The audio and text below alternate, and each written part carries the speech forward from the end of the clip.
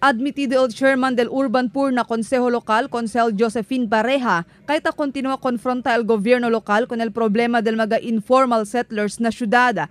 Asugun kun Pareja, mucho pa siyempre mga informal settlers na syudad el que debe reloca el gobierno lokal na futuro si hindi man aura. El cosa pa sigun hindi bueno, amo kay mayoriya kanila, hindi de aquí na syudad sino estaba pa na otro lugar. Hasta ahora no, el problema del de informal settlers de aton tali lang syempre sabi nga kita onde el sucede el mga kema di aton do sa residents hindi man kel di ila mga tsera. Asugun kun Pareja, grande el posibilidad que hay queda pa mas mucho el mga informal settlers na syudad si hindi asenada con este el mga concerne oficiales o oficina. Uno segundo el mga debe ta ayuda man monitor con este amo el mga barrio oficiales.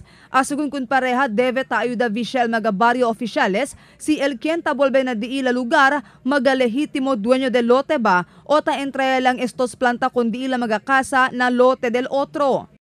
So debe el di aton barangay officials mira imbonamente si tiene mga nuevo construction del mga casa kay onde ta planta tsera gad del amo gad el dueño gad del ta planta. So tiene propio papeles ansina. So el barangay officials pwede check ya mira no man advice kanila hindi pwede planta or planta.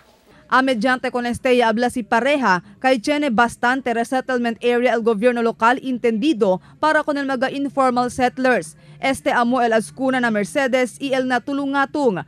Pwede man avail con este el mga informal settlers si ay kwalifika sila con el mga requerimientos. Asugun kun Pareja, hindi libre este resettlement area pero affordable man también. Sa ngayon hindi pa puno yung ating resettlement area.